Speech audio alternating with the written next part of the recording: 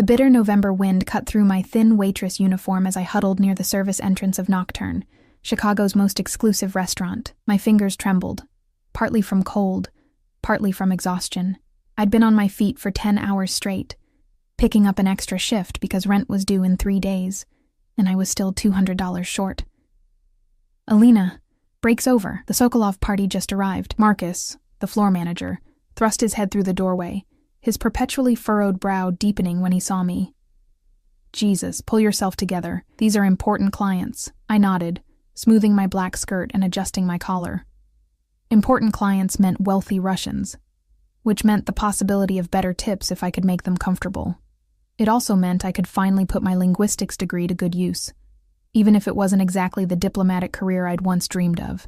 The main dining room hummed with quiet conversation and the delicate clink of crystal. Nocturne wasn't merely expensive. It was theatrical, with its soaring ceilings, midnight blue walls, and constellation of hanging lights that mimicked stars against an evening sky. It was a place I could never afford to dine in myself, yet I spent 5 nights a week serving those who could. I approached the private dining room, a secluded alcove separated from the main area by heavy velvet curtains. Before I could announce myself, I heard heated voices speaking rapid Russian. "This territory is non-negotiable, Dmitri." A male voice, low and controlled, but with an edge that made the hair on my arms stand up. "You have until the end of the month." I hesitated, hand frozen midair. The conversation wasn't meant for outsiders' ears. I could turn around, ask someone else to take the table, but then Marcus would question me, and I couldn't afford to lose this job. Drawing a deep breath, I knocked twice and parted the curtains with my practiced professional smile. "Good evening, gentlemen. Welcome to Nocturne." 7 men occupied the table, but my eyes were immediately drawn to him. He sat at the head of the table, a tumbler of amber liquid untouched before him. Unlike the others in their flashy suits and excessive jewelry, he wore a simple black ensemble that seemed to absorb the light around him. His jawline could cut glass, partially obscured by a neatly trimmed beard that didn't quite hide a thin scar running along his right cheek. But it was his eyes that held me, slate gray and utterly still, like the surface of a frozen lake. The man to his right, heavy-set with a gaudy gold watch, responded first. Finally. We'll start with the 82 Bordeaux." I nodded, writing it down. "Excellent choice." "Would you like to see our appetizer menu?" I asked in Russian, the language flowing naturally from my lips before I could think better of it. The temperature in the room seemed to drop 10 degrees. Conversation ceased entirely. The man at the head of the table set down his untouched drink, his gaze now laser-focused on me. I felt naked, exposed, as if he could see through my skin to the rapid flutter of my pulse beneath. "Your Russian is excellent," he said in English, his accent barely perceptible. "Where did you learn to speak it so fluently?" I swallowed hard. Something in his tone suggested this wasn't casual curiosity. "I studied linguistics at Northwestern. Russian was my specialty." "Northwestern," he repeated, as if testing the word. "You're American-born?" "Yes. But my grandmother was from St. Petersburg. She taught me when I was young." He nodded once, his expression unreadable. Then he turned to the heavy-set man beside him and spoke in rapid Russian, too low for me to catch. The man looked surprised, then nodded and stood. "Bring me the wine list," the gray-eyed man said to me in English, dismissing the other men with a slight gesture. They filed out, leaving only him and a stone-faced man standing near the curtain, whom I hadn't noticed before. Security, obviously, from his stance, and the barely concealed bulge of a shoulder holster. I stood frozen, uncertain what had just happened or what protocol to follow. Marcus would kill me if I'd somehow offended our VIP guests. "The wine list," he repeated, his voice softer now, almost gentle, though his eyes remained calculating. "Right away, sir." I turned to leave, my heart hammering in my chest. "What's your name?" he asked before I could escape. "Alina. Alina Foster."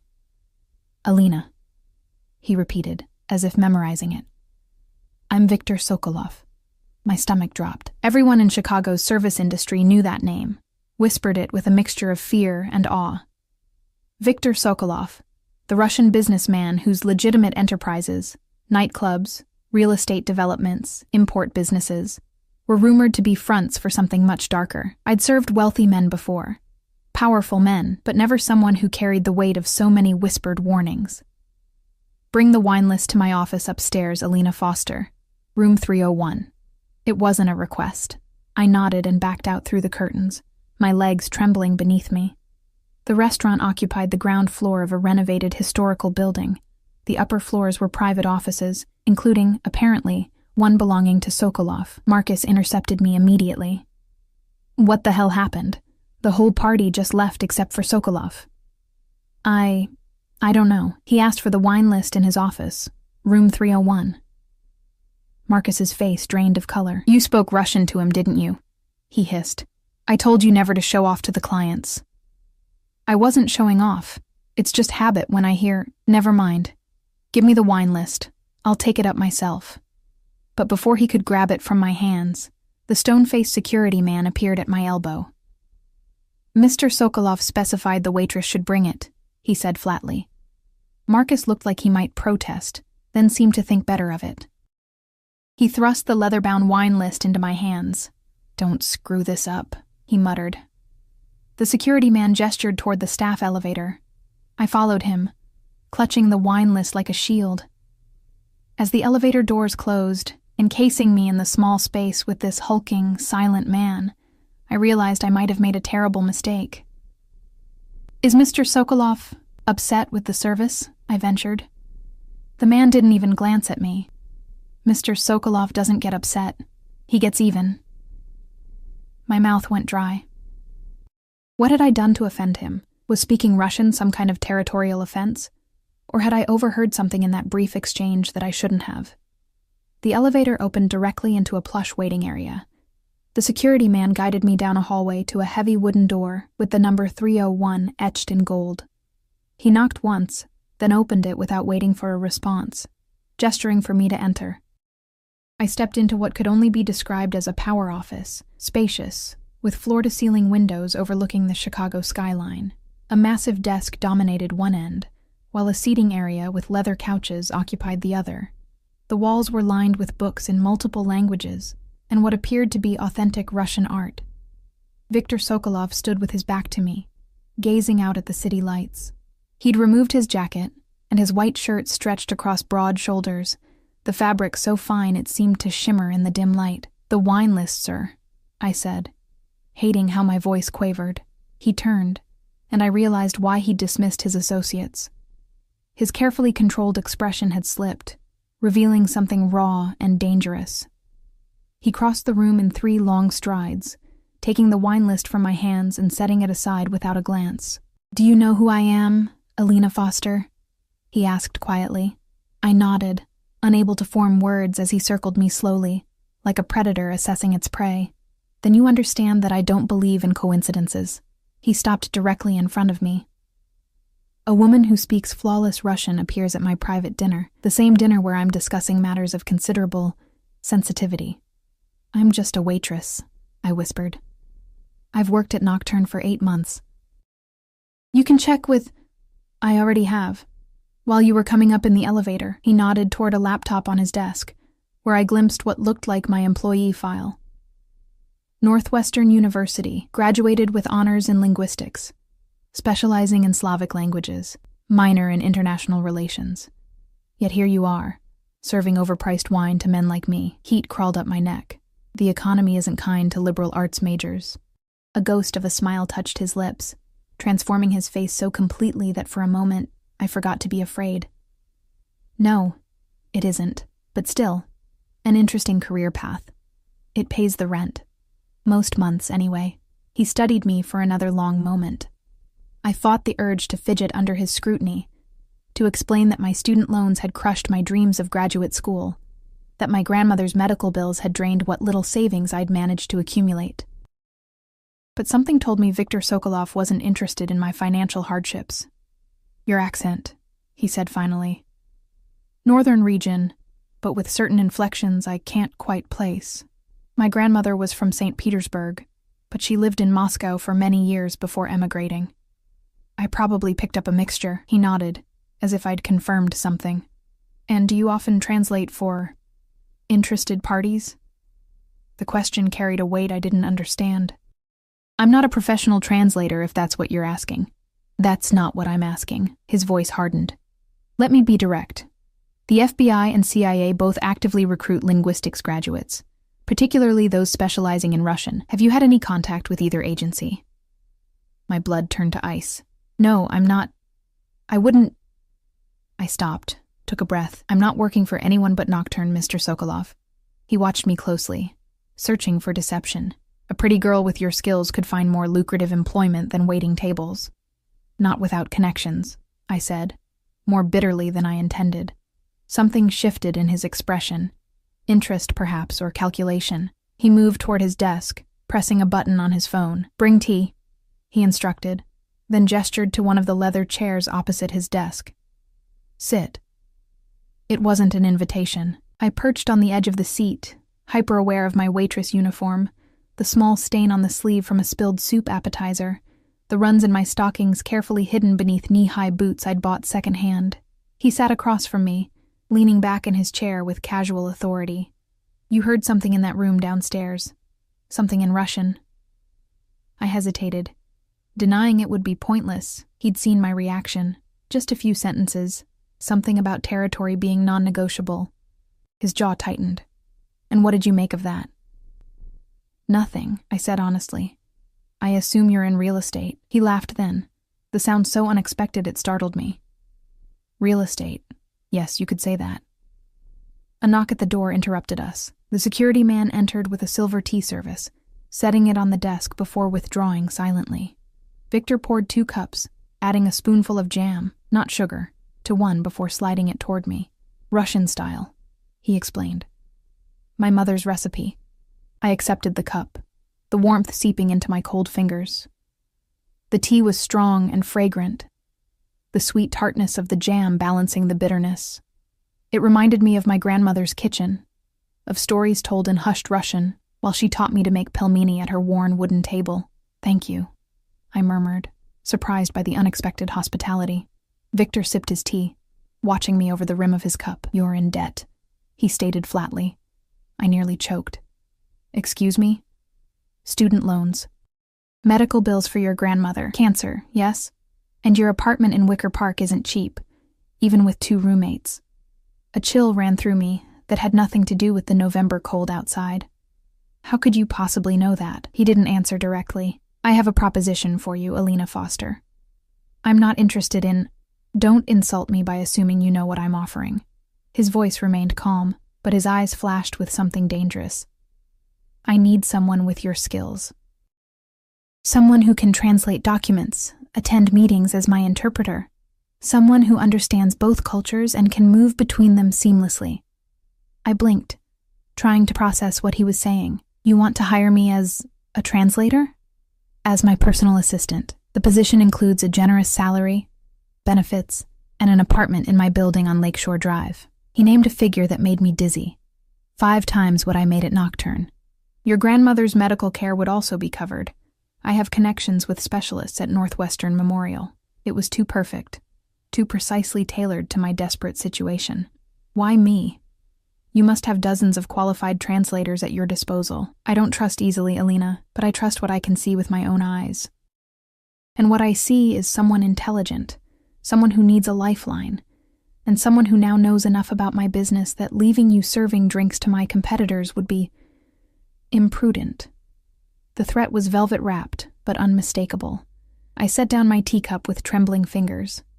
So it's not really a choice. His expression softened fractionally. We always have choices. Yours is between continuing to struggle, drowning in debt while your grandmother's condition deteriorates, or accepting my offer and changing both your lives overnight. And if I say no, then you walk out of here and return to your life. But you'll be watched, carefully.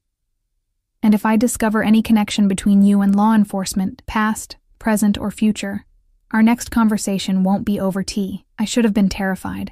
I should have run from that office, reported the implied threat to someone. But as I looked at Viktor Sokolov, at the empire he'd built, at the power he wielded with such casual confidence. I felt something unexpected stir within me, not just fear, but fascination, and beneath it all, a whisper of opportunity I'd thought forever beyond my reach. When would I start? I heard myself ask. Victor's lips curved into a smile that transformed his harsh features. It was the smile of a man who rarely lost. Immediately.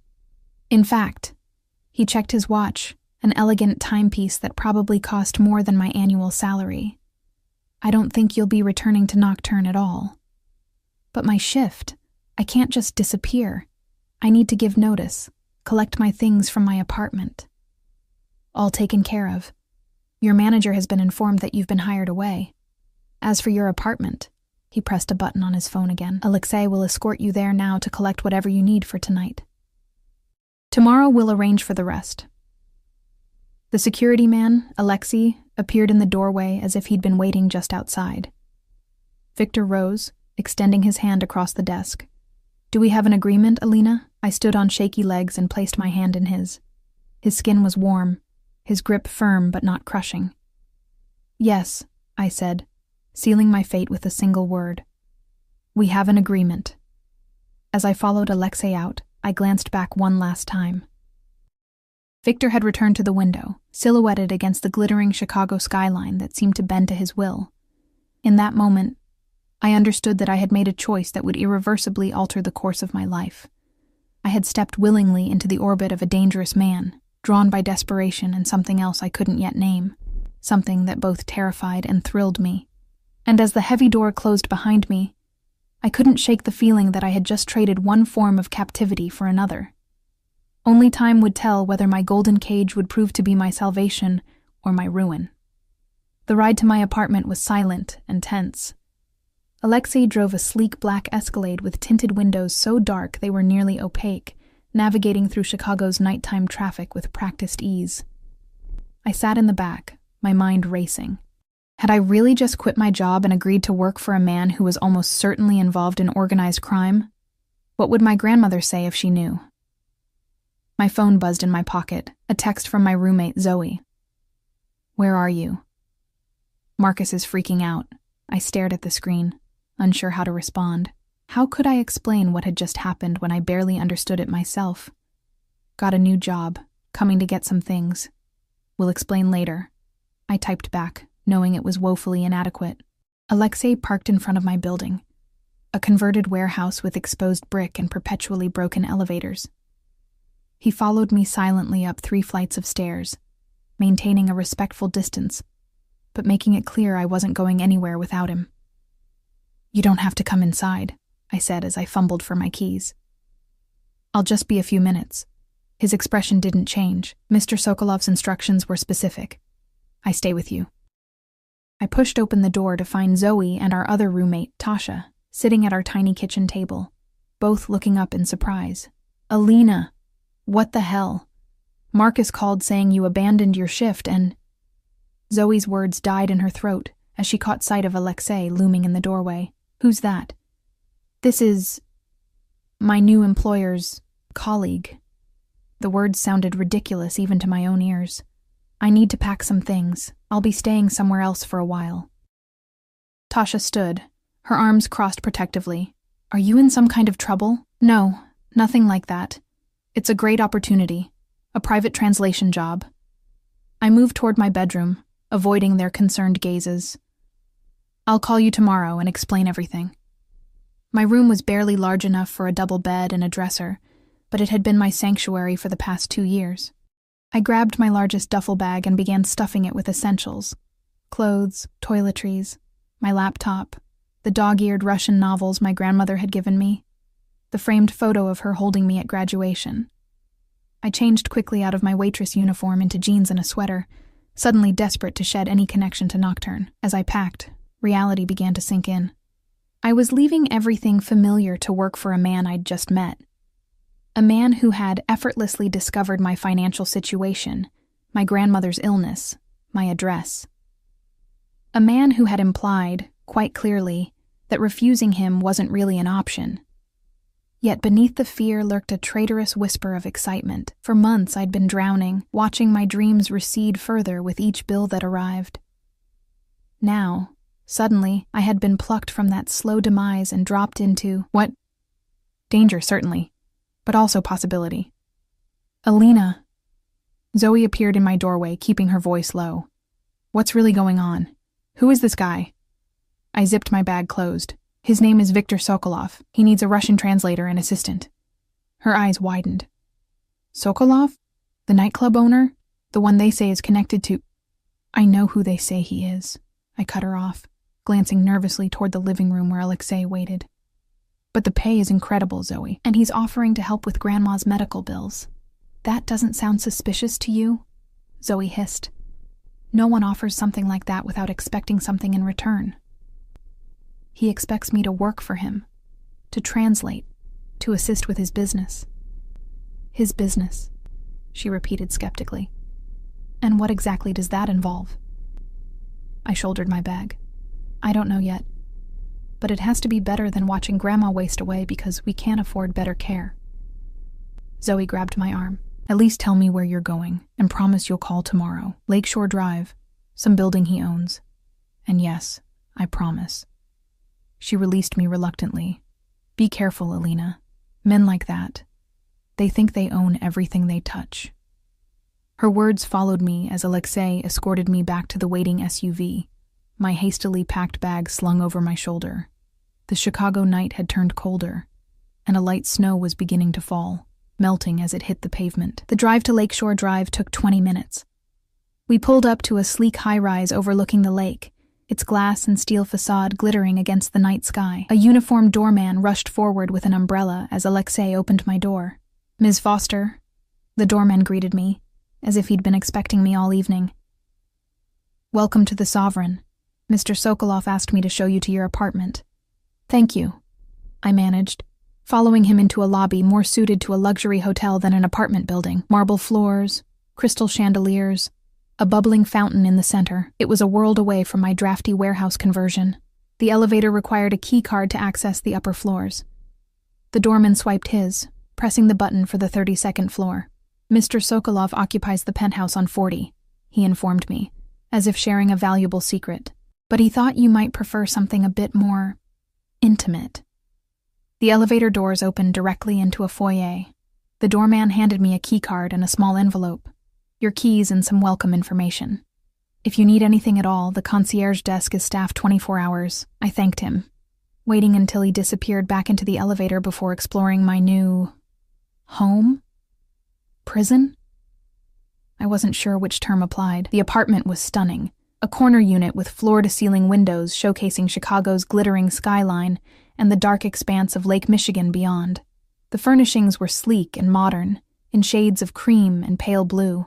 A fully equipped kitchen gleamed with stainless steel appliances I'd never use. I could barely cook ramen without burning it. The living room featured a massive television and plush sofa, a small dining area, a study with empty bookshelves waiting to be filled. And through a set of double doors, a master bedroom with the largest bed I'd ever seen, draped in what looked like impossibly expensive linens. The attached bathroom had a rainfall shower and a deep soaking tub that made me want to weep with longing. My apartment had only a cramped stall shower with perpetually lukewarm water. On the bed lay a large white box tied with a black silk ribbon. I approached it cautiously, as if it might contain something dangerous. Inside, nestled in tissue paper, was a silk nightgown in deep burgundy with a matching robe. Both were obviously expensive, both were exactly my size, and both made my face burn with implications I wasn't ready to contemplate. Beneath them was a handwritten note on heavy cream stationery, for your comfort. We begin tomorrow, 8 a.m. V. I closed the box quickly, pushing it to the far side of the bed. Whatever Viktor Sokolov might expect from me, that was a boundary I wasn't willing to cross. I'd agreed to be his assistant, not his plaything. Still, as I unpacked my meager belongings, my faded jeans looking shabby against the pristine closet, my worn paperbacks dwarfed by the empty bookshelves, I couldn't help but feel that I'd stepped into a world where the usual rules no longer applied. A world where men like Viktor Sokolov took what they wanted, regardless of boundaries or consent. I took a long shower, letting the hot water, actually hot for once, ease the tension from my muscles. I dressed in my own pajamas, a threadbare Northwestern t-shirt and flannel pants, a small act of defiance against the silk lingerie still in its box. Sleep seemed impossible, but exhaustion eventually won out. I drifted off to the unfamiliar sounds of the luxury building, the distant hum of the heating system, the occasional ping of the elevator, the muffled voices of wealthy neighbors returning from late dinners or theater outings. So different from my apartment, with its shouting neighbors and perpetually barking dog and garbage trucks at 4 a.m., I awoke to sunlight streaming through windows I'd forgotten to cover and the disorienting sensation of not knowing where I was. For a moment, I thought I was back in my childhood bedroom. Then reality crashed down, and I remembered. Viktor Sokolov. The offer I couldn't refuse, the apartment that wasn't really mine. My phone showed 7:15 a.m. and 3 missed calls from Zoe. I'd call her back later, when I had something concrete to tell her. First, I needed coffee and time to prepare myself for whatever the day might bring. The kitchen, I discovered, was fully stocked. Premium coffee beans, organic milk, fresh fruit, pastries that looked like they'd come from a high-end bakery.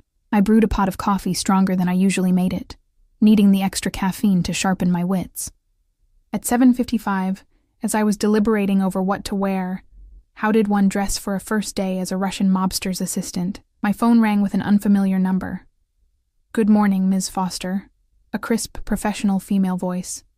"This is Irina, Mr. Sokolov's executive manager. A car is waiting for you downstairs. Mr. Sokolov is expecting you at his private residence." His residence? I'd assumed we'd be meeting at an office. "I'll be right down." I opted for the most professional outfit I'd brought. Black pants, a gray sweater, and ankle boots. My one concession to style was a vintage silk scarf, a gift from my grandmother, which I knotted at my neck, a touch of mascara, a swipe of tinted lip balm, and my hair pulled back into a neat bun, completed what I hoped was a competent, forgettable look. The same black Escalade waited outside, but this time a different man held the door, younger than Alexei, with close-cropped blonde hair and a scar above his left eyebrow. He nodded respectfully as I approached. "Ms. Foster, I'm Mikhail." "Nice to meet you." I slipped into the back seat, mentally cataloging another member of Viktor's security detail. How many men did he have, and were they all former military as their posture and alertness suggested? We drove north along Lakeshore Drive, eventually turning onto a private road that wound through an exclusive enclave of mansions set well back from the street. Mikhail stopped at a gate, pressed his thumb to a biometric scanner, and waited as it swung open silently. Viktor's home was a modernist masterpiece of glass and stone, perched on a bluff overlooking the lake. A series of geometric volumes stacked like a sophisticated puzzle, it managed to be both imposing and somehow organic, as if it had grown naturally from the rocky shoreline. Mikhail escorted me to a massive front door that swung open before we reached it. A slender woman in her 50s, with ash-blonde hair pulled into a severe bun, greeted us in the soaring entry hall. "Ms. Foster, I'm Irina Petrova." Her accent was pure Moscow, her handshake brisk and efficient. "Mr. Sokolov is in his study. Follow me, please." I trailed behind her through the house, trying not to gawk at my surroundings. The interior was minimalist, but clearly expensive, with museum-quality art on the walls and furnishings that looked both beautiful and uncomfortable. We passed several security men stationed throughout the house, each nodding respectfully to Irina as we passed. She stopped before a set of double doors, knocking once before opening them. "Ms. Foster is here, sir." Viktor Sokolov stood beside a wall of windows overlooking Lake Michigan, silhouetted against the morning light. Unlike the previous night, when he'd been dressed for business in his perfect black suit, today he wore dark jeans and a charcoal cashmere sweater that somehow made him look more dangerous, not less. "Alina, welcome." He turned, gesturing toward a seating area with 2 leather chairs facing each other across a chess table. "Did you sleep well?" "Yes, thank you." The lie came easily. "The apartment is very nice." "I'm glad you approve." He smiled slightly, as if he knew exactly how overwhelmed I'd been. "Please sit. Coffee? I nodded, perching on the edge of one of the chairs. Irina appeared with a silver tray bearing an ornate samovar and delicate porcelain cups. That will be all for now, Irina, Victor said, dismissing her with a nod. When the door closed behind her, he turned his full attention to me. I imagine you have questions. I accepted the coffee he offered, buying time by taking a small sip. It was perfect, strong and smooth, with a hint of cardamom. Several, actually, starting with what exactly you expect me to do. Direct. I appreciate that. He leaned back in his chair, studying me. Your official title is Personal Assistant and Cultural Liaison. You'll manage my schedule, translate documents, accompany me to meetings with Russian clients, and ensure nothing is lost in translation, linguistically or culturally, and unofficially, a flicker of approval crossed his face. Unofficially, you're my eyes and ears in situations where a man in my position might miss subtle cues. You'll observe who speaks to whom, who avoids certain topics, who seems uncomfortable with particular questions. You want me to spy on your business associates. I want you to help me understand the people I deal with. He set down his cup. I'm not asking you to do anything illegal, Alina. I'm asking you to be observant. I doubted that distinction would matter much to the kind of people Viktor Sokolov did business with, but I nodded anyway. And my grandmother's medical care? Already arranged. He reached for a folder on a side table, sliding it across to me. I've scheduled a consultation for her next week with Dr. Abramson at Northwestern Memorial. He's the best oncologist in the Midwest. I opened the folder with shaking hands. Inside were detailed medical records. My grandmother's entire history with stage 3 ovarian cancer, including treatments attempted and failed. Records I knew for a fact were protected by privacy laws. How did you get these? I whispered. Victor shrugged, as if the answer were obvious. Money opens most doors, Alina. Information is just another commodity. I should have been outraged at the invasion of privacy. Instead, I felt a surge of desperate hope. Can he help her, this doctor? He has access to experimental treatments not yet available to the general public. And unlike your grandmother's current doctors, he doesn't make decisions based on insurance limitations. I closed the folder carefully, fighting back tears. Thank you. Victor watched me, his gray eyes unreadable. Your loyalty to your family is admirable. It's a quality I value highly. Something in his tone made me look up. There was an intensity to his gaze that hadn't been there before, an almost predatory focus that made my pulse quicken. I should warn you, Alina, I'm not an easy man to work for. I demand perfection, absolute loyalty, complete discretion. He leaned forward slightly. In return, I'm generous with those who prove themselves valuable. But I do not tolerate betrayal. The threat was clear, but it was more than that. There was something almost possessive in the way he looked at me, as if he'd already categorized me as belonging to him in some fundamental way. I understand, I said, though I wasn't sure I did, not fully. Do you? He stood abruptly, moving to his desk and retrieving another folder. Your background check was comprehensive, but there are gaps. 6 months last year where you seem to have disappeared. No employment records, no rental agreement, no credit card usage. I froze, my coffee cup halfway to my lips. You investigated me. Of course I did. I don't invite strangers into my home, into my business, without knowing exactly who they are. His voice hardened. Where were you during those 6 months, Alina? The room suddenly felt too warm, too close. I set down my cup carefully. I was with my grandmother in Philadelphia. After her diagnosis, I stayed in her apartment, used cash from my savings. There's no mystery. He studied me for a long moment, as if weighing the truth of my words. And the man you were seeing before that? James Mercer? My blood ran cold.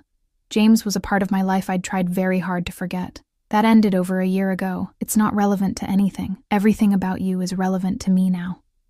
Victor returned to his chair, his movements fluid and controlled. Mercer works for the Chicago Tribune. Crime Beat, specializing in organized crime investigations. I'm aware of what he does. My voice came out sharper than I intended. We dated briefly. It didn't work out. End of story. Is it? Victor's eyes narrowed slightly. He's been investigating my business interests for months.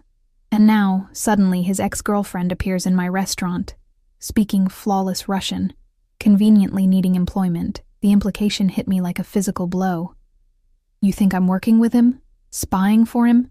I stood, anger temporarily overriding caution. I haven't spoken to James in months. Our breakup wasn't amicable. I would never... Sit down, Alina. Victor's voice was soft, but the command was unmistakable. I sank back into my chair, heart racing. I believe you, he said after a moment, but understand my position. Trust must be earned. And until it is, you will be watched. Your communications monitored. Your movements tracked. You can't do that. But even as I protested, I knew he could, and would. I am. He leaned forward, his gaze holding mine. Consider it a probationary period. Prove your loyalty, and you'll find I can be very generous. Very protective of what's mine. The possessive phrasing sent a shiver down my spine. Part fear, part something else I didn't want to examine too closely. I'm not yours, I said quietly. I'm your employee. A smile curved his lips, not reaching his eyes. For now. Before I could respond to that loaded statement, the study door opened and Irina appeared, her expression apologetic. Mr. Sokolov, Mr. Petrov has arrived for your 9:30 meeting. Victor nodded, straightening. Show him to the conference room. I'll join you shortly. He turned back to me as Irina withdrew. Your first official duty. Mr. Petrov speaks very little English, and I need to ensure nothing is lost in translation. I stood, grateful for the interruption and the chance to regain my composure. Of course. As I followed Victor from the study, I couldn't shake his words from my mind, very protective of what's mine. For now, the implications hung in the air between us, unspoken but unmistakable. I had agreed to work for Viktor Sokolov out of desperation, seeing only the lifeline he offered for my grandmother. I hadn't considered that he might want more than my linguistic skills, that the golden cage he'd built might be designed to hold more than just a translator. And as we entered the conference room, where a heavy-set man with a florid face stood waiting, I realized with growing unease that I had walked willingly into the orbit of a man who took what he wanted, and who, for reasons I didn't yet understand, had decided that he wanted me. Mr. Petrov proved to be a challenging first assignment. He spoke a regional dialect of Russian filled with slang and obscure idioms, and he talked rapidly, often slurring words together. But years of practice with my grandmother's friends had prepared me well. I kept pace, translating his rapid-fire negotiation with Victor about import licenses and shipping routes, with only occasional pauses to clarify a term. The meeting lasted 2 hours, during which I noticed Victor watching me as much as he watched Petrov, evaluating me, testing me. When Petrov used a particularly vulgar expression to describe a business rival, I translated it accurately but professionally, maintaining the meaning without the crude language. Victor's lips twitched in what might have been approval. When Petrov finally left, escorted out by Mikhail, Victor turned to me. You did well. Most translators would have softened his more colorful expressions. You said you wanted accurate translations. Nothing lost. Indeed. He checked his watch. We have another meeting at 1, a business lunch with American investors. You won't need to translate, but I want you to observe. The lunch meeting took place at an exclusive club overlooking Millennium Park. I sat slightly behind Victor at a table filled with middle-aged men in expensive suits, taking notes and observing as instructed. They discussed a real estate development, a luxury hotel and shopping complex, with such casual mention of 8-figure sums that it made my student loan debt seem laughably insignificant by comparison. What struck me most was the deference they showed Victor. These were clearly powerful men in their own right. CEOs, hedge fund managers, real estate moguls. Yet they yielded to him in subtle ways. They waited for him to speak before offering opinions. They sought his approval with small glances. They laughed too readily at his rare attempts at humor. They feared him, I realized. Not overtly, but in the way prey animals instinctively fear predators. A bone-deep recognition of danger barely concealed beneath a civilized veneer. After lunch, we returned to Victor's mansion. He disappeared into his study with Irina, leaving me to wait in a sunlit sitting room with a view of the lake. An hour passed, then another. I was beginning to wonder if I'd been forgotten when Irina appeared. Mr. Sokolov would like you to join him for dinner, she announced. There are suitable clothes in your apartment. Mikhail will take you there and bring you back at 7. I can just wear what I have on, I began. But Irina's expression made it clear this wasn't a suggestion. 7 o'clock, she repeated. Don't be late. Back at the apartment, I found not one but several garment bags hanging in the closet, none of which had been there that morning. Each contained an evening outfit, complete with accessories, all in my size, all from designers I'd only read about in magazines. The least revealing was a black dress with a high neck and long sleeves, fitted but not inappropriately so. I chose that one, along with the simple pearl earrings that accompanied it.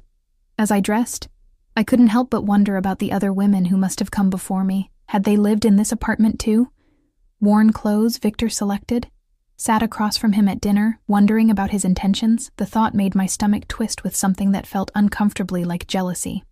Mikhail arrived precisely at 6:45, his expression betraying nothing when I emerged in the black dress. The drive back to Victor's mansion was silent, but I felt a growing tension coiling within me. This was more than a business dinner, we both knew it. Victor waited in the foyer when I arrived, dressed now in a tailored suit that emphasized his broad shoulders and lean waist. His eyes swept over me, lingering just long enough to make heat rise to my cheeks. "The dress suits you," he said simply, offering his arm. "I thought we might eat on the terrace. The weather has cleared, and the view of the lake is exceptional at sunset." The terrace was actually a rooftop garden, accessible by a private elevator from the master suite. Despite the November chill, it was comfortably warm thanks to discreetly placed heaters. A table had been set for 2, with candles flickering in hurricane lamps, and a bottle of wine already breathing. "This is not what I expected," I admitted as he held my chair. "What did you expect?" Victor poured wine into delicate crystal glasses. "I don't know. Something less."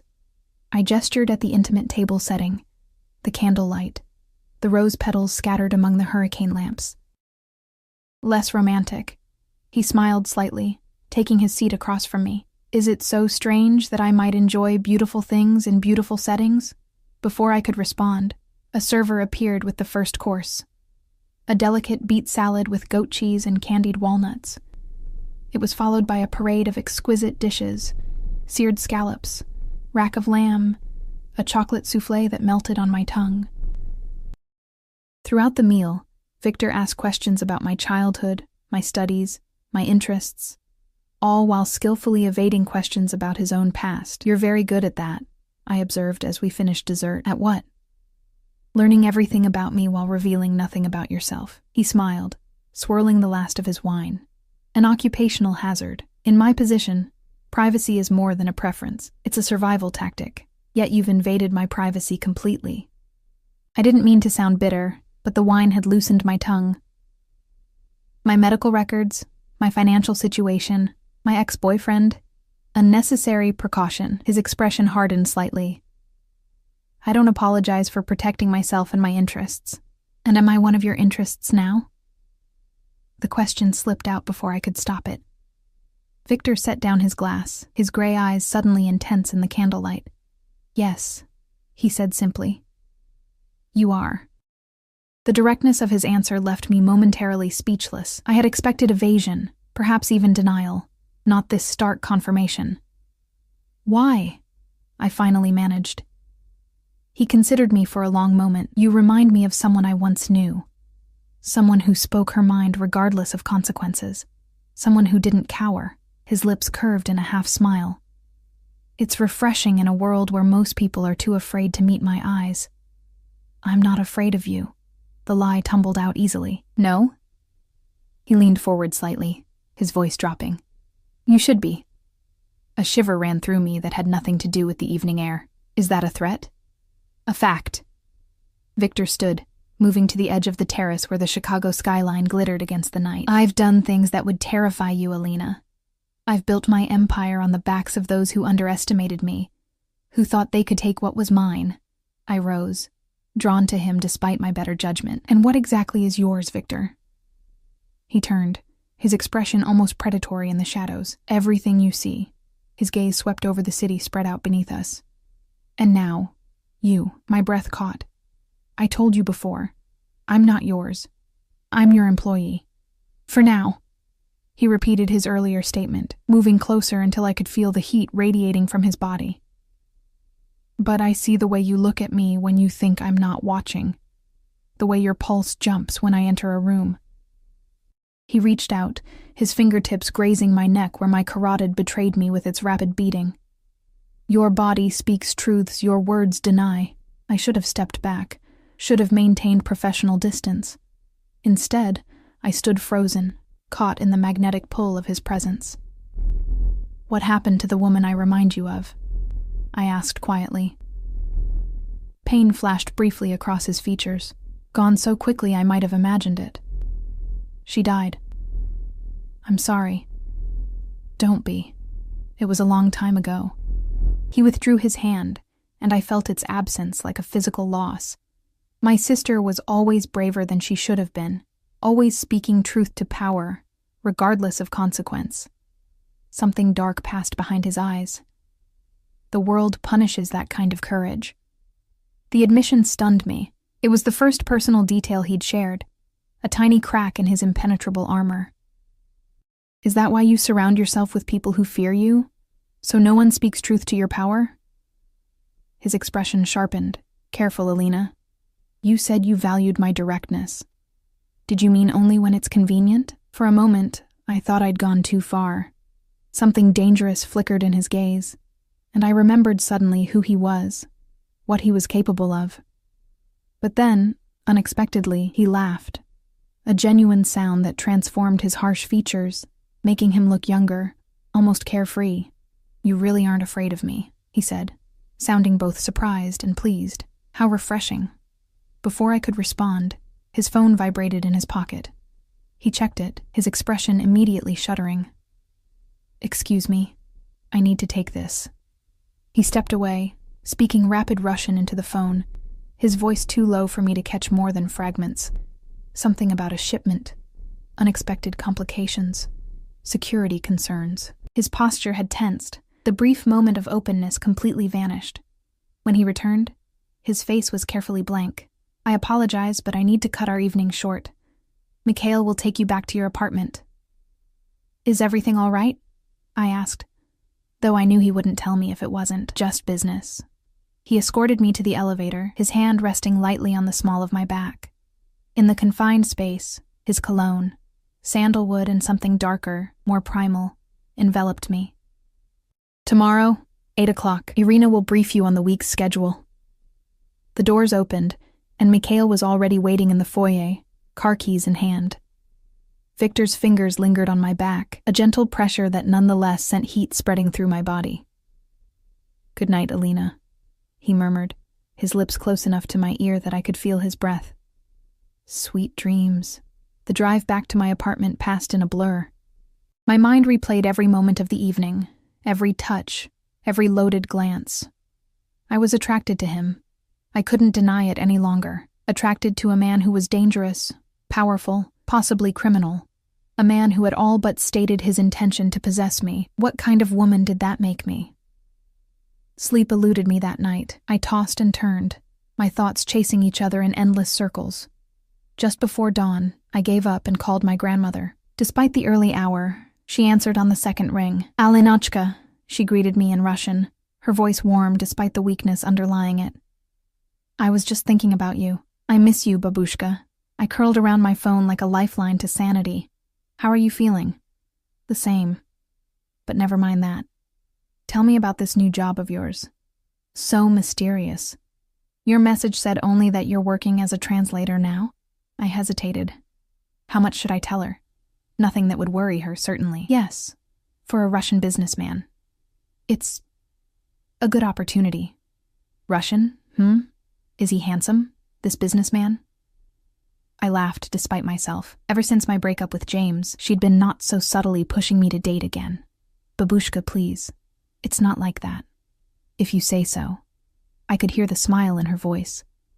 But you know what they say. Russian men make passionate lovers but terrible husbands. I'll keep that in mind, I said dryly. Listen, something else good has happened. I've arranged for you to see a specialist at Northwestern Memorial, Dr. Abramson. He's supposed to be the best, and he has access to treatments your current doctor doesn't. Silence greeted this announcement.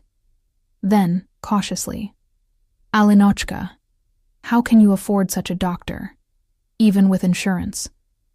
My new employer offers excellent benefits. The lie came easily.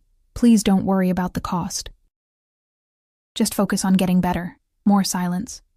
Then, in Russian, this man you work for, what is his name? I should have anticipated the question. My grandmother had lived through the Soviet era. She understood power structures, knew how to read between lines. Viktor Sokolov, I admitted finally. Her sharp intake of breath was audible even through the phone. Sokolov, she repeated, switching to Russian, the one they call the Wolf of Chicago. You know of him? I sat up straighter. Not personally, but his reputation, it reaches even to the old Russian community here. Her voice lowered. They say he controls half the city, that nothing moves through Chicago without his permission. Those are just rumors, I said, without conviction. Perhaps, she paused. But be careful, my Alinochka. Men like that. They take what they want and leave destruction in their wake. Almost exactly what Zoe had said. Was I the only one who couldn't see the danger clearly? I'll be careful, I promised. I should go. I have to be at work soon. I love you, Babushka. I love you too, my heart. Call again soon. I hung up, my grandmother's warning echoing in my mind as I prepared for my second day as Viktor Sokolov's assistant. The Wolf of Chicago. The nickname suited him. Predatory, territorial, dangerous when cornered. Mikhail picked me up at precisely 7:30, his taciturn presence now almost familiar. This time, we drove not to Victor's mansion, but to a nondescript building in the West Loop. Unlike his home, this building had multiple layers of security. A gated parking garage with armed guards, biometric scanners at every door, cameras covering every angle. What is this place? I asked, as Mikhail escorted me through a maze of corridors. Mr. Sokolov's primary office. He offered nothing more. We finally reached a large open workspace with perhaps a dozen people, all busy at computers or on phones. To one side was a glass-walled conference room where Victor sat with Irina and several men in suits, studying documents spread across the table. Irina spotted me and hurried over. Good, you're here. Mr. Sokolov has a delegation arriving from Moscow at 11. They'll be expecting traditional hospitality. I've prepared briefing materials for you. She handed me a thick folder. Memorize these profiles before they arrive. The next 3 hours passed in a blur of preparation. I studied the profiles of 6 Russian businessmen, committed their preferences to memory, everything from favorite drinks to personal feuds, and helped arrange a traditional Russian lunch spread. When the delegation finally arrived, I greeted each man by name in Russian, mentioning personal details that clearly pleased them. Throughout the lunch meeting, I translated seamlessly, keeping pace with technical discussions about shipping routes and import regulations. Occasionally, I caught Victor watching me with an expression I couldn't quite interpret, something between approval and possessiveness. After the Russians left, Victor beckoned me into his private office, a space as minimalist and imposing as his home study. You impressed our guests, he said, gesturing for me to sit. Fedorov particularly mentioned your knowledge of his hometown. Thank you. I took the offered seat, acutely aware of being alone with him again. The briefing materials were thorough. I require thoroughness in all things. His gaze lingered on me, making the double meaning clear, which is why I have another task for you.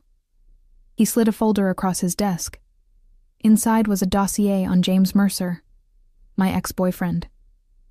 Photos of him entering and leaving his apartment, transcripts of phone calls, copies of recent articles he'd written. What is this? I asked, though it was obvious. Your former lover has become problematic. His latest investigation focuses on my shipping operations. I need to know what he knows. I closed the folder, pushing it back toward him. I told you. I haven't spoken to James in months. We didn't exactly part on good terms. Precisely why he won't suspect your motives if you reconnect. Victor leaned forward, his expression hardening. Call him. Suggest drinks. Reminisce about old times. Find out what he's working on. You want me to spy on him? My voice was flat. To betray his trust. I want you to protect my interests. And by extension, your own. Victor's eyes narrowed slightly. Your grandmother's appointment with Dr. Abramson is tomorrow. It would be unfortunate if complications arose. The threat was veiled but unmistakable. My blood ran cold. You wouldn't. I would do whatever necessary to protect what's mine. He held my gaze unflinching. Make the call, Alina. In that moment, I hated him, hated the power he held over me, hated my own weakness in bending to it. But more than that, I hated that even now, with him threatening my grandmother's care, I still felt that treacherous pull of attraction. Fine, I said through clenched teeth. I'll call him. Victor smiled, the expression not reaching his eyes. Excellent. Arrange to meet him tonight. Mikhail will drive you. You're having me followed? Though I don't know why I was surprised. Not followed. Protected. He stood, signaling the end of our conversation. There are those who would use you to get to me. I'm just your translator, I said, rising as well. Victor moved around the desk until he stood directly before me, close enough that I had to tilt my head back to maintain eye contact. You are far more than that, Alina Foster. You simply haven't accepted it yet. His proximity was overwhelming. The heat of him, the subtle scent of his cologne, the intensity of his gaze. For a wild moment, I thought he might kiss me. Part of me wanted him to, wanted to discover if his mouth would be as demanding as his personality, if his touch would ignite the fire his looks promised. Instead, he stepped back, professional mask firmly in place once more. Call Mercer. Report back to me afterward. I nodded stiffly and turned to leave. And Alina? His voice stopped me at the door. Remember where your loyalties lie. I looked back at him, at this man who had upended my life in less than 48 hours. Do you really think loyalty can be bought, Victor? Something flickered in his eyes, surprise, perhaps, or respect. Everything has a price. You, of all people, should understand that by now. I left without responding, the truth of his words burning like acid in my throat, because he was right. I had sold my skills, my time, my integrity, all for my grandmother's medical care. What did that say about me? What else might I be willing to sacrifice? James answered on the third ring, his voice wary when I identified myself. Alina, this is unexpected. I know. I'm sorry to call out of the blue. I forced warmth into my tone. I was thinking about you recently. Wondered if you might want to grab a drink, catch up. A pause. The last time we spoke, you said, and I quote, I hope I never see your lying face again. I winced. Our breakup had been ugly. I'd discovered he'd been using me for information about the Russian community for an article, all while dating another woman on the side. I know. I was angry. But it's been months, and, well, life's too short for grudges, right? Another longer pause. One drink, he finally said. Miller's Pub, 7 p.m. See you then. I hung up, feeling sick with self-loathing. I was about to do to James exactly what he'd done to me, use him for information, betray his trust. The symmetry was nauseating, but what choice did I have? Victor had made the stakes clear. My grandmother's health, her life, depended on my cooperation. As I prepared for the meeting with James, selecting a casual outfit that would make me seem harmless, nostalgic, I couldn't help but wonder. How long before Victor asked me to do something worse? And would I have the strength to refuse when that day came? Because despite everything, the manipulation, the threats, the control, some traitorous part of me still responded to him. Still thrilled at his approval, still yearned for his touch. And that terrified me more than any threat he could make. I was falling under the spell of the Wolf of Chicago, and I wasn't sure I wanted to be saved. Miller's Pub was crowded with the after-work crowd, the air thick with the smell of beer and fried food. I spotted James immediately at a corner table. His sandy hair slightly longer than when we'd dated, dark circles under his blue eyes suggesting late nights chasing stories. Mikhail had dropped me off with instructions to wait across the street. 2 hours, he'd said. No longer. The implication was clear. Victor would be watching, even if not physically present. James stood as I approached, his expression guarded. Alina. No hug, no kiss on the cheek. Just my name, spoken with careful neutrality. James. Thanks for meeting me. I slid into the booth across from him, shrugging off my coat. You look good. A lie. He looked exhausted, worn thin by whatever story he was chasing. Victor's story, I reminded myself with a pang of guilt. You too. His eyes traced my face, lingering on the pearl earrings I'd forgotten to remove after work. Nice earrings. New? A gift. I removed them quickly, tucking them into my purse. How have you been? Busy. You know how it is with the paper, always chasing the next deadline. He signaled a waitress. What are you drinking? Vodka tonic. I needed something stronger than my usual wine. He ordered our drinks, then turned back to me, eyes narrowing slightly. So, why the sudden desire to reconnect? Last I checked, you hated my guts. Direct, as always. It was what had attracted me to him initially. His refusal to play games, to sugarcoat truth. Until I discovered his directness was selective, applied only when it suited him. I ran into Melanie Johnson last week. A lie I'd prepared carefully. Melanie was a mutual friend from Northwestern, someone I knew he still kept in touch with. She mentioned you were working on a big story. It made me realize how petty our fight seems now. We were good together, before I used you for information and cheated on you. His smile was self-deprecating.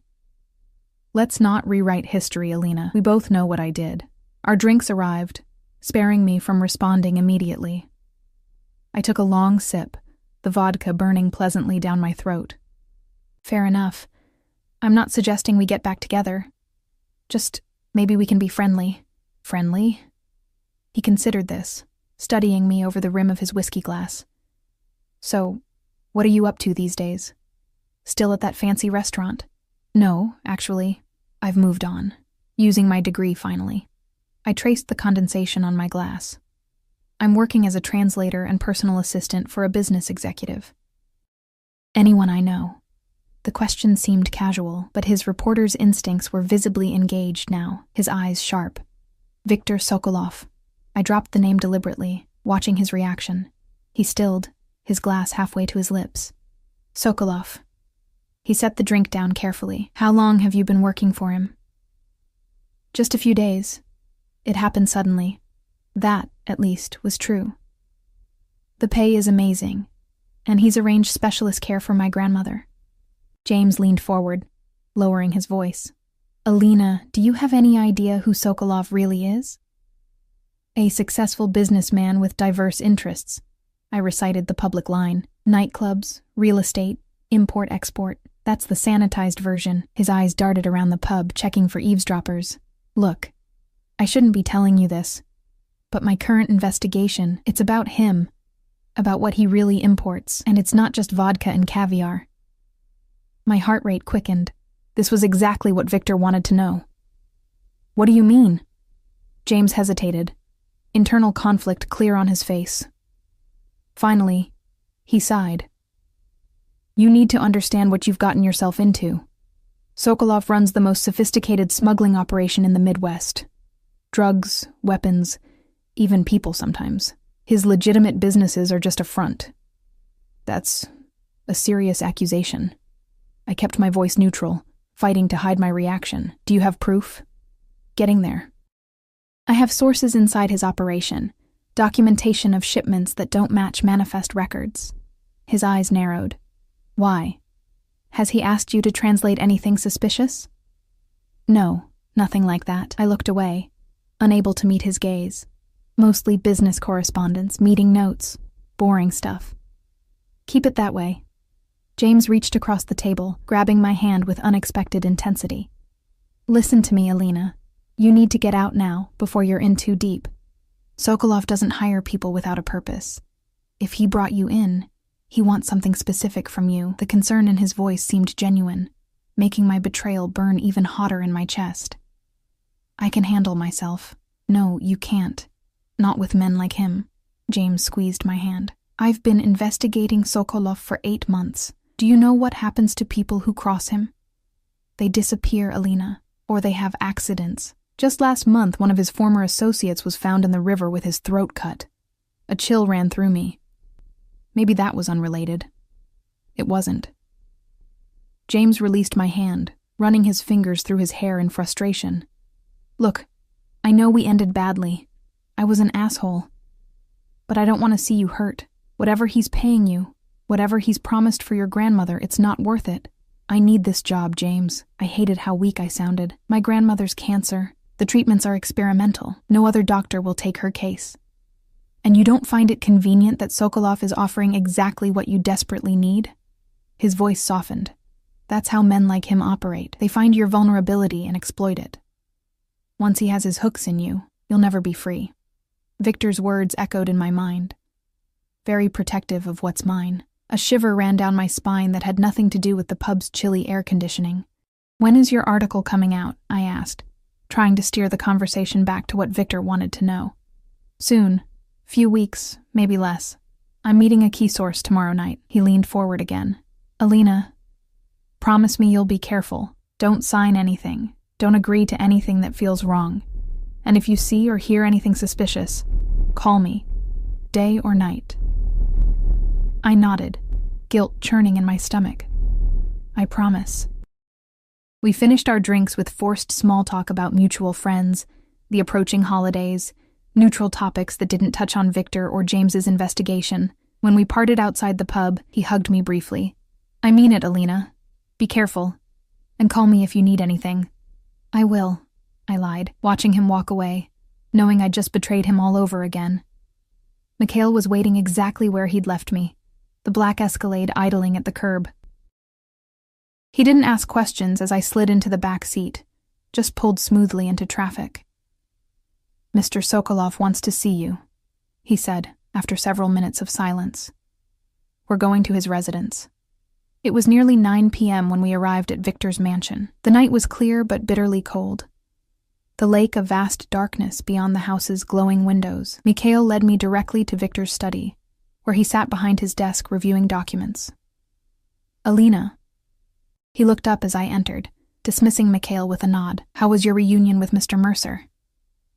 I sank into a chair, suddenly exhausted. Illuminating. "Tell me everything." And so I did, recounting James's warnings, his timeline for the article, the meeting with his source scheduled for tomorrow night. With each word, I felt myself sinking deeper into Victor's world, becoming more complicit in whatever he might do with this information. Victor listened without interruption, his expression unreadable. When I finished, he poured 2 glasses of vodka from a crystal decanter, handing one to me before taking his seat again. "You did well," he said finally. "Mercer trusts you, despite your history. That's useful. He was trying to protect me from you." I took a large swallow of vodka, welcoming its numbing effect. "He said people who cross you have accidents." Victor's expression darkened. "Mercer should be more careful about making accusations without proof." "Is he wrong?" I met his gaze steadily. "Have people who crossed you had accidents?" A dangerous silence fell between us. I'd gone too far, pushed too hard. But I needed to know what kind of man I was truly working for, what kind of danger I was in. "In my world," Victor said finally, his voice low, "disloyalty has consequences. Yes, people who have betrayed me have suffered for it. I make no apologies for protecting what's mine. And am I yours now, expected to betray friends, spy on former lovers, all to protect your interests?" He studied me for a long moment, his gray eyes unreadable in the dim light. "You made a choice, Alina. When you accepted my offer, you chose sides. There's no middle ground in this. I chose my grandmother's life," I countered, the vodka making me bolder than I should have been. "Not to become your spy. Yet here you are, reporting on Mercer's activities." His voice held no judgment, merely stating facts. We all make compromises. The question is whether we can live with them. The truth of his words hit me like a physical blow. I had compromised myself willingly, trading information for my grandmother's care. Where would it end? What else would I be willing to do to keep her alive? I should go, I said, setting down my glass with shaking hands. It's been a long day. Stay. The word was both command and request. It's late, and the weather is turning. There are guest rooms here. I hesitated. Staying in Victor's home felt like crossing yet another boundary, moving closer to the invisible line I'd been approaching since our first meeting. I have nothing with me, I said weakly. No change of clothes, no. That can be arranged. He pressed a button on his desk phone. When Irina answered, he spoke briefly in Russian, too low for me to catch. Minutes later, a young woman I hadn't seen before appeared with a neatly folded stack of clothes. For Ms. Foster, she said, placing them on a side table before disappearing again. Victor gestured toward them. Problem solved. I felt manipulated, maneuvered into staying, yet part of me was relieved not to return to the empty apartment. At least here, the nature of my cage was honest, no illusions of freedom or choice. Fine. I stood, gathering the clothes. Where? Irina will show you. He rose as well, moving around the desk to stand before me. Thank you, Alina. For tonight. I know it wasn't easy. For a moment, I glimpsed something genuine in his expression, perhaps even regret. But it was gone as quickly as it appeared, replaced by his usual mask of control.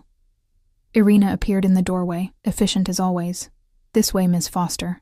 The guest room was luxurious, with a 4-poster bed and a bathroom larger than my entire bedroom at the apartment I shared with Zoe and Tasha. The clothes provided were simple but expensive. Silk pajamas, a cashmere robe, even a toothbrush and toiletries arranged neatly in the bathroom. Everything anticipated, every need met. The perfect golden cage. I showered, letting hot water sluice away the day's tensions, trying not to think about James's warnings or Victor's veiled threats. When I emerged, wrapped in the plush robe, I was startled to find Victor himself waiting in a sitting area adjacent to the bedroom. I thought you might like tea before bed. He gestured to a silver service on the coffee table. My mother's recipe again. I clutched the robe tighter around myself, acutely aware of my vulnerability. Thank you, but I'm very tired. He ignored my implicit dismissal, pouring tea into 2 delicate cups. My sister had trouble sleeping too, especially after our parents died. Tea was the only thing that helped. The casual mention of his sister, the second personal detail he'd shared, caught me off guard. What was her name? I asked, sitting across from him despite my better judgment. Natasha. His expression softened slightly. She was 3 years younger than me, brilliant, headstrong, much like you. What happened to her? I accepted the tea he offered, the familiar scent of black tea and raspberry jam, strangely comforting. Victor's jaw tightened. She got involved with the wrong people. Trusted someone she shouldn't have. He looked away, toward the windows where snow had begun to fall in gentle flurries. She paid for that mistake with her life. The raw pain in his voice was unmistakable, transforming him momentarily from the untouchable crime lord to simply a man grieving his sister. I wanted to reach out, to offer comfort, but I remained frozen, unsure of the boundaries between us. I'm sorry, I said instead, the words inadequate but sincere. It was a long time ago. He took a sip of his tea, composure returning. After she died, I swore I would never again lose someone under my protection. That's why I'm vigilant about threats, why I require absolute loyalty. Is that what I am? Someone under your protection? His gaze locked with mine, intense and uncompromising. Yes, whether you want to be or not. I never asked for that, yet here you are. He set down his cup, leaning forward slightly. You could have walked away that first night, Alina. Refused my offer, taken your chances, but you didn't. Something in you recognized something in me. Desperation, I countered. Not recognition. Is that what you tell yourself? His voice dropped lower, more intimate. That you're here only for your grandmother's treatment? That you feel nothing when we're together like this? Heat bloomed in my chest, spreading upward to my face. What I feel or don't feel is irrelevant. You're my employer. We both know it's more than that. He reached across the space between us, his fingers brushing a damp strand of hair from my face. The contact, though fleeting, sent electricity racing along my skin. From the moment you spoke Russian in that restaurant, something changed. For both of us. I should have pulled away, should have maintained the professional distance I'd been clinging to. Instead, I found myself leaning subtly into his touch, my body betraying me as it had from the beginning. This is a bad idea, I whispered. Undoubtedly. His hand cupped my cheek now, thumb tracing my lower lip in a gesture both tender and possessive. I am not a good man, Alina. I've done things that would horrify you. I will continue to do them. That's the world I live in. Then why am I here? Really? His eyes darkened, pupils dilating. Because when I look at you, I see a light I thought had gone out of my life forever. Because despite everything, the danger, the complications, the risk to my organization, I can't seem to stay away from you. The confession hung between us, raw and unexpected. Viktor Sokolov, the Wolf of Chicago, admitting vulnerability. It should have humanized him, made him less frightening. Instead, it made him more dangerous, because now the attraction I'd been fighting wasn't just physical. It was something deeper, a recognition of shared loneliness, of kindred spirits trapped in different cages. Victor, I began, unsure what I even wanted to say. But before I could continue, his phone vibrated sharply. He checked it, his expression instantly hardening. I have to go. He stood, professional mask firmly back in place. Business that can't wait. Sleep well, Alina. We'll talk in the morning. And then he was gone, leaving me alone with cooling tea and confused emotions. I retreated to the massive bed, burying myself beneath luxurious covers, but sleep remained elusive. My mind replayed every moment with Victor, the threats and the tenderness, the danger and the protection, the manipulation and the honesty. I was falling for a man who lived in shadows, who held my grandmother's life in his hands, who admitted freely to having enemies killed. What did that say about me? Morning came too quickly, pale winter sunlight filtering through heavy curtains. I dressed in the clothes provided, a cashmere sweater and tailored slacks that fit perfectly, raising questions about how Victor knew my exact size. Irina was waiting when I emerged from the guest room. Mr. Sokolov had to leave early on business. He asked me to inform you that your grandmother's appointment with Dr. Abramson is at noon. Mikhail will take you there. Thank you. Relief and disappointment warred within me. Relief at not having to face Victor after last night's charged encounter. Disappointment for exactly the same reason. The drive to Northwestern Memorial passed in tense silence. My grandmother was already in the waiting room when I arrived, her thin frame drowning in a coat too large for her diminished body. She brightened when she saw me, rising shakily to embrace me. "Alinochka?" she murmured in Russian, her voice weaker than it had been just days ago on the phone. "You look different." "Do I?" I helped her back to her seat, conscious of Mikhail standing discreetly by the entrance. "How?" She studied me with the piercing gaze that had never failed to see through my childhood fibs. "You carry yourself differently, like someone who has made a dangerous bargain and is only beginning to understand the cost." Before I could respond, a nurse called my grandmother's name. Dr. Abramson proved to be everything Victor had promised. Brilliant, compassionate, and armed with treatment options no regular oncologist had mentioned. As he outlined a new protocol involving immunotherapy and targeted radiation, I felt a surge of gratitude toward Victor that complicated my already confused feelings. After the appointment, as we waited for the pharmacy to fill new prescriptions, my grandmother took my hand. "This doctor, these new treatments, they are very expensive, Alinochka. Our insurance would never cover them." "Don't worry about that," I assured her. "It's taken care of. By your new employer. It wasn't a question. This man, Sokolov, what does he want from you in return?" I couldn't lie to her, not completely. My skills as a translator, my loyalty, my discretion. She nodded slowly. "And nothing more?" Men like him, they always want more. The memory of Victor's touch, his confession last night, heated my skin. "It's complicated," I admitted. Be careful with your heart, Alinochka. She squeezed my hand weakly. Men of power. They love differently. Possessively. They do not share. They do not compromise. They consume. I know what I'm doing, I said, with more confidence than I felt. Do you? She looked past me, to where Mikhail stood watching us. You are being followed already, watched. The cage may be golden, but it is still a cage. The pharmacist called my name, sparing me from responding. As I collected the medications, my phone buzzed with a text from Victor. How is your grandmother? Is Abramson taking good care of her? I stared at the screen, struck by the domesticity of the inquiry, as if we were any normal couple, as if he hadn't threatened and manipulated me into betraying a former friend just last night. Yes, thank you. New treatment plan looks promising. I hesitated, then added, She likes him. The response came immediately. I'm glad.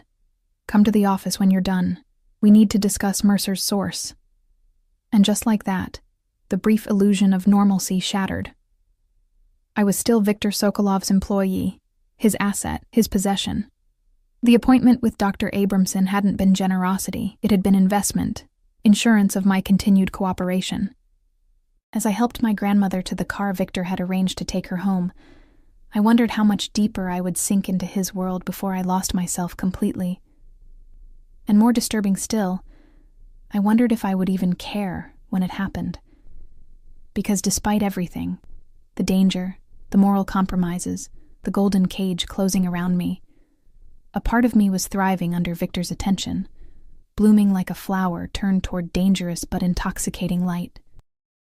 I was becoming someone I didn't recognize, someone who made deals with devils and called it survival, someone who felt alive only in the presence of a man who dealt in death. And the most frightening part, I wasn't sure I wanted to go back to who I was before. Victor's office was bustling when I arrived.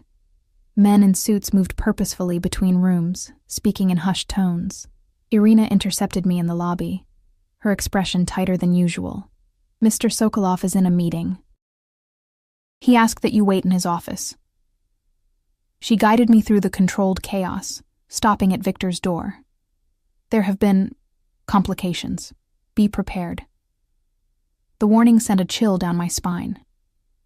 What kind of complications? She merely shook her head, gesturing me inside before disappearing down the corridor. Victor's office was empty, affording me a rare moment alone in his space. Unlike his home study with its artwork and personal touches, this room was purely functional.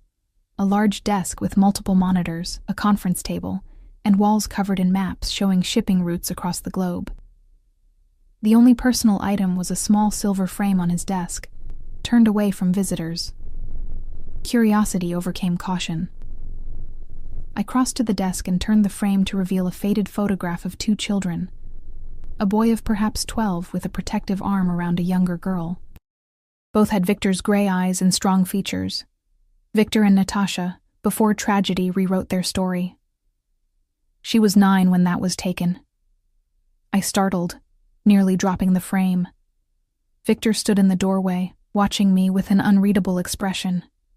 He looked different today, tension radiating from him, a barely contained energy that made the air feel electrically charged. I'm sorry. I shouldn't have. It's fine. He closed the door, moving to stand beside me. That summer at our grandparents' dacha outside Moscow, the last truly carefree time we had, I carefully replaced the frame. Your meeting ended early? It never began. He gestured for me to sit, taking the chair beside me rather than retreating behind his desk. The proximity was deliberately intimate, a continuation of last night's shift in our dynamic. We have a problem, Alina. Mercer's source was found dead 2 hours ago. My blood turned to ice. What? How? Shot twice in the head, left in an alley behind a nightclub in Wicker Park. Victor's expression remained neutral, but his eyes watched me intently, gauging my reaction. A nightclub I own. You think I had something to do with this? The accusation, unspoken but clear, made me recoil. I only told you about the meeting. I never said who the source was. I don't even know who it was. I know. His voice softened slightly. The timing is unfortunate. Mercer will believe I discovered his source through you. That I had the man killed to protect my interests. Did you? The question slipped out before I could stop it. Something dangerous flashed in Victor's eyes. No. This wasn't my order. Someone is trying to frame me, or trying to send me a message. What kind of message? That I have a leak. That I'm vulnerable. He stood abruptly, pacing to the window. Someone close to me is working against me, Alina. Someone with access to my schedule, my business dealings. The implication was clear. You think it's me? He turned, his expression softening fractionally. No. If I thought it was you, we wouldn't be having this conversation. The cold certainty in his voice sent a shiver down my spine. This was the Victor that James had warned me about. The man capable of making enemies disappear. Then who? I asked. I have suspicions. He returned to his seat, leaning forward intently. But I need to be certain, which is why I need your help. My help? How? Mercer trusts you. He'll contact you when he learns about his source. I need you to meet with him. Find out what he knows, what evidence he still has. I stood, anger overriding fear. No, I won't do that again. Using me to spy on James once was bad enough. I won't. Your grandmother's new treatment begins tomorrow. Victor's voice was soft, but the threat unmistakable. Experimental protocols can be unpredictable, side effects, complications. My hands curled into fists. You're threatening her again? After everything I've already done for you? I'm ensuring your cooperation in a matter that threatens everything I've built. He rose as well, towering over me. This isn't just business, Alina. This is survival. If Mercer publishes his article with evidence of my operations, it won't just mean financial loss. It will mean prison. Or death. If my competitors reach me first. That's not my problem. It became your problem the moment you took my offer. His hand shot out, gripping my arm with controlled strength. The moment you chose to enter my world. We stood frozen, locked in a silent battle of wills, his fingers burning through the thin fabric of my sleeve. I should have been terrified, should have been planning my escape. Instead, some traitorous part of me responded to his intensity, to the raw power emanating from him. Let me go, I whispered. To my surprise, he did, his hand falling away as he took a deliberate step back. I'm not the monster Mercer paints me to be, Alina. Yes, I've done things the law would condemn. I've hurt people who betrayed me, but everything I've built, everything I am, comes from necessity, from survival. Survival doesn't justify everything, Victor. It does when the alternative is watching everyone you love die. His voice hardened. I was 17 when the Bratva killed my parents for refusing to pay protection money. 19 when they came for Natasha after I began building my own organization to fight back. I know exactly what's at stake here. The raw pain in his confession silenced me. For the first time, I glimpsed the full picture of what had shaped Viktor Sokolov. Not just ambition or greed, but trauma, loss, and the brutal education of someone who'd learned early that power was the only protection in a violent world. I'm sorry about your family, I said finally. Truly. But that doesn't give you the right to use my grandmother as leverage. No, it doesn't. He surprised me with the admission. But I will use whatever means necessary to protect what remains of mine. My organization. My people. He paused, his gaze intensifying. You. I'm not yours to protect, I insisted, though the words sounded hollow even to my own ears. Aren't you? He stepped closer again, invading my space with his heat, his scent, his presence. Tell me you feel nothing, Alina. Tell me you could walk away from this. From me, and never look back. I couldn't. The truth was written in my racing pulse, my shallow breathing, the heat blooming across my skin wherever he came too close. Despite everything, the manipulation, the threats, the moral compromise, I was drawn to him like a moth to flame, knowing I might be consumed but unable to resist the pull. This is insanity, I whispered. Perhaps. His hand rose to my face, fingertips tracing my cheekbone with surprising gentleness. But sanity is overrated. My phone rang, shattering the moment. I stepped back, fumbling for it in my purse, heart still pounding from Victor's proximity. The screen showed James's number. Victor's eyes narrowed. "Mercer, answer it, on speaker." I hesitated, then obeyed, pressing the speakerphone button. "Hello?" "Alina." James's voice was tight with barely controlled rage. "Have you seen the news?" "No, I've been at the hospital with my grandmother." "What's happened?"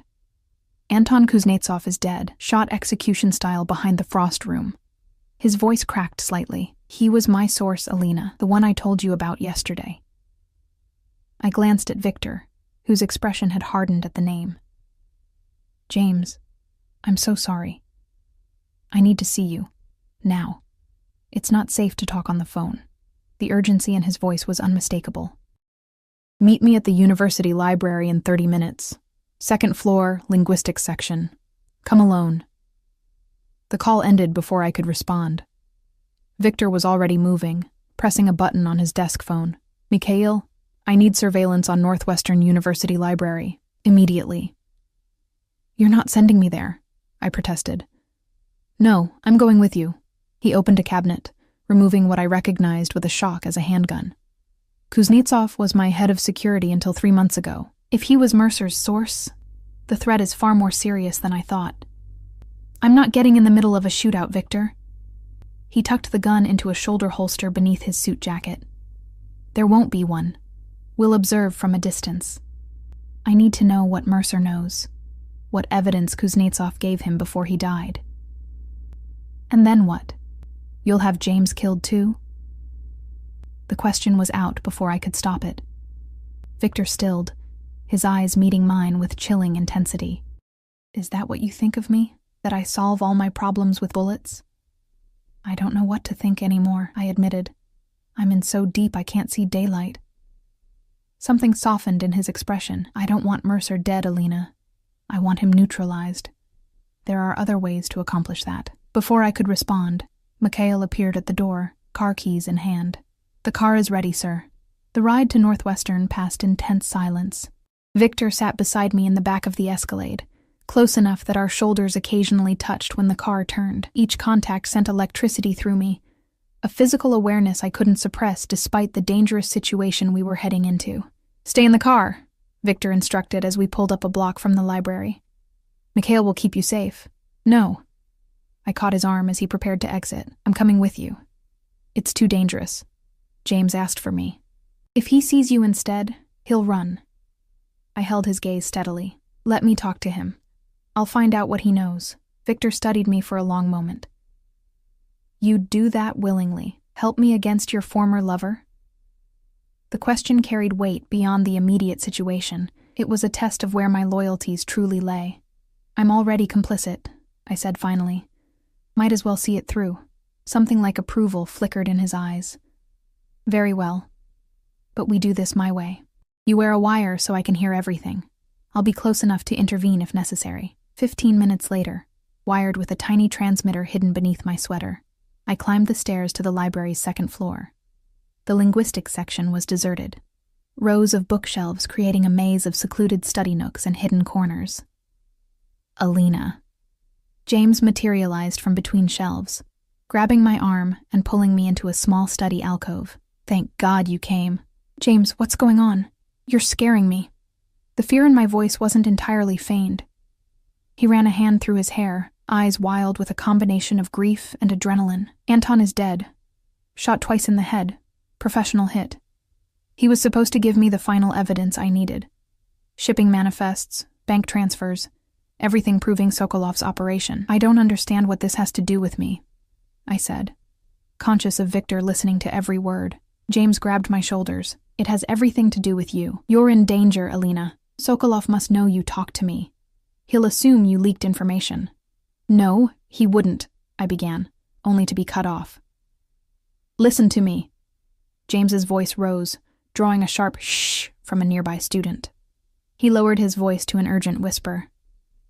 "I can protect you. I have contacts at the FBI. They can put you in witness protection, but we have to move now before Sokolov realizes you're gone." "Witness protection?" I stared at him. "James, I haven't witnessed anything. I've only worked for him a few days." That's not true, is it? His eyes narrowed. You've seen things, heard things. That's why you reached out to me yesterday. You realized what kind of man you're really working for.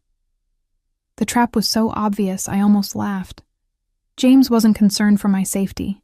He was fishing for information, trying to turn me into his new source. I reached out because I thought we could be friends again. I said carefully. Nothing more. Bullshit. His grip on my shoulders tightened painfully. You know something, Alina. Something important enough that Sokolov had Anton killed to protect it. You're hurting me. I tried to pull away, suddenly truly afraid of the desperation in James's eyes. Tell me what you know. His voice rose again, drawing stares from across the room. What did you see? What did you translate for him? Names? Shipping routes? Nothing. I told you, I just started working for him. Liar. He shoved me against the bookshelf, sending volumes of linguistic theory tumbling to the floor. Anton is dead because of you, because you warned Sokolov about our meeting.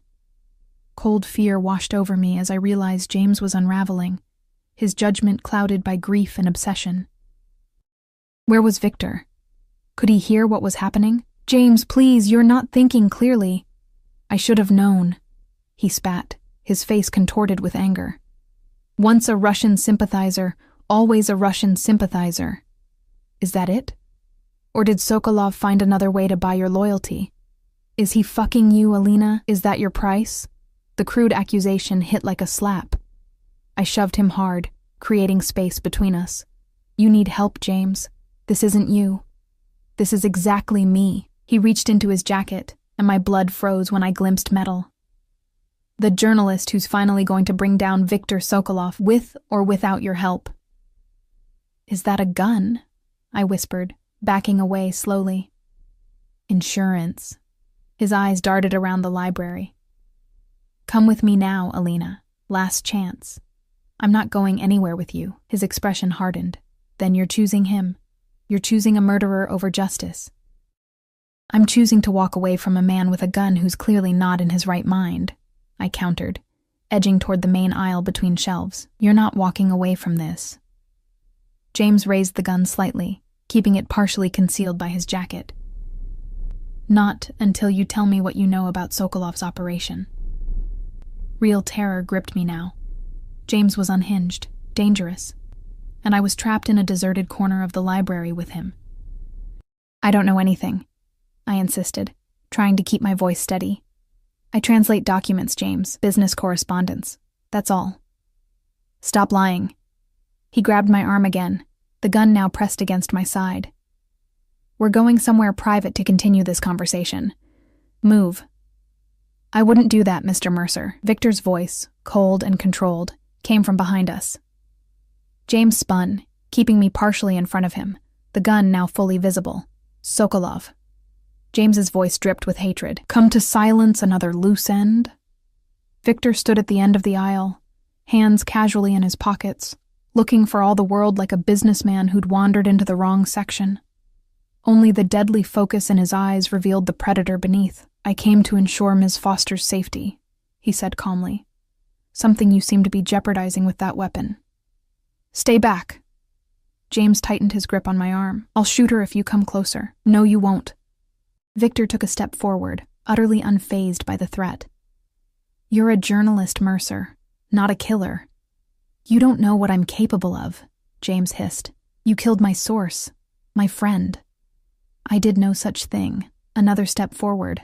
Anton Kuznetsov was murdered by the same person who's been feeding you information all along. You're being played, Mercer. Used as a pawn in someone else's game. Confusion flickered across James's face. What are you talking about? Irina Petrova, my executive manager. She's been working with the Boitsov family from St. Petersburg for months, undermining my operation from within. Victor's voice remained conversational, as if discussing the weather. She killed Kuznetsov when she discovered he was going to expose her to you. That's a convenient story, James scoffed, but doubt had crept into his expression. Check Kuznetsov's phone records. The last call he made was to my private line, less than an hour before he died. Victor was close enough now that I could see the tension in his shoulders, the calculated readiness beneath his relaxed demeanor. He left me a voicemail warning about Irina. I have it recorded if you'd like to hear it. James's grip on my arm loosened slightly. Why would you tell me this? Because unlike you, I understand the value of truth. Victor's eyes met mine briefly, a silent message passing between us. And because I'd rather not see an innocent woman caught in the crossfire of a war she didn't choose, in that split second of distraction, I drove my elbow hard into James's ribs. He gasped, his grip loosening further. I twisted away, ducking beneath his arm as Victor lunged forward, disarming him with a swift, practiced movement that spoke of military training. James stumbled backward, the gun now in Victor's hand. You're making a mistake, Alina, he gasped, clutching his side where I'd struck him. He'll destroy you. The only mistake was trusting you, I replied, moving to stand beside Victor, twice. Victor tucked the gun into his jacket, his other hand coming to rest possessively at the small of my back. I suggest you walk away, Mr. Mercer. Find another story. This one's already cost one life. Don't let it cost another. The threat hung in the air between them, clear and unmistakable. James looked from Victor to me, betrayal and resignation warring in his expression. This isn't over, he said finally, backing away. The truth always comes out eventually. Indeed it does. Victor's voice hardened. Remember that when you consider your next move. We watched in silence as James retreated, disappearing down the library stairs. Only when he was gone did Victor turn to me, his hand gently tilting my chin to examine my face. Are you hurt? No. I was trembling, the adrenaline of the confrontation beginning to ebb. Was that true? About Irina? Yes. His jaw tightened. She's been dealt with. I didn't ask what that meant, didn't want to know. And Kuznetsov really called to warn you? Yes. Too late to save himself, but in time to save my organization. His thumb traced my lower lip, a gesture becoming familiar. And you. Your loyalty today won't be forgotten, Alina. It wasn't loyalty to you, I said quietly. It was self-preservation. James was out of control, perhaps. A slight smile curved his lips, but you chose a side nonetheless, my side. He was right.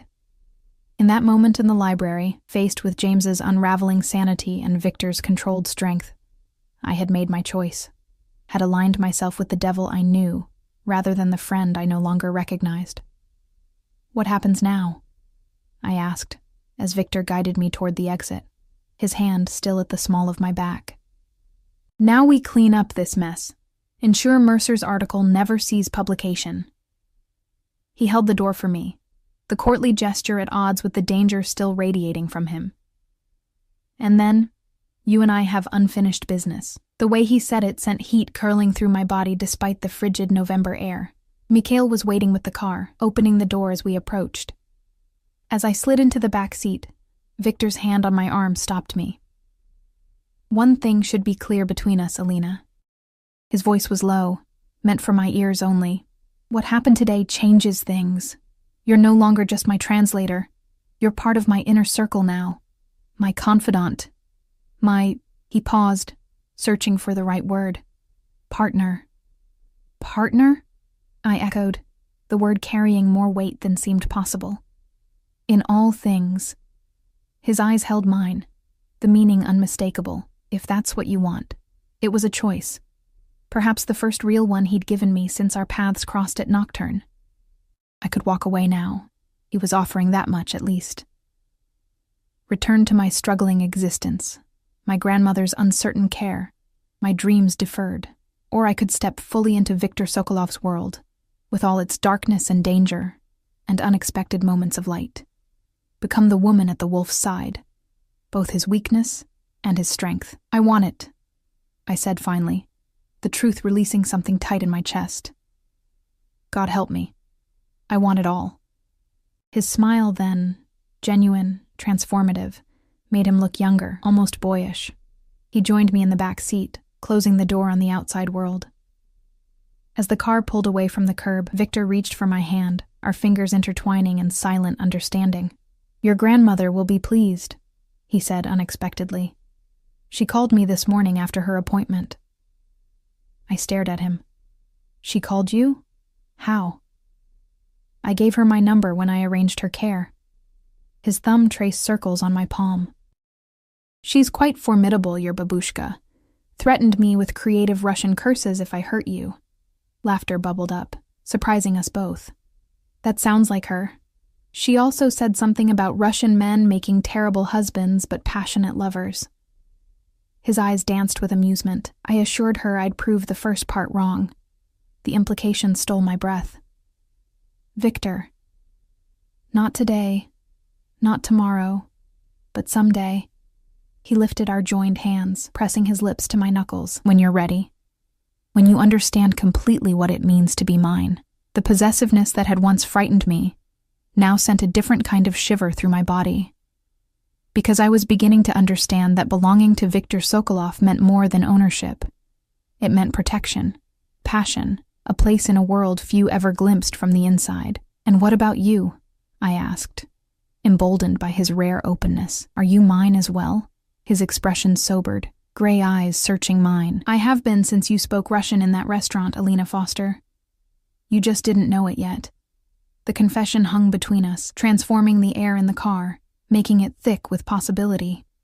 When his lips finally met mine, it felt inevitable. The culmination of a dance that had begun the moment our eyes first locked across that private dining room.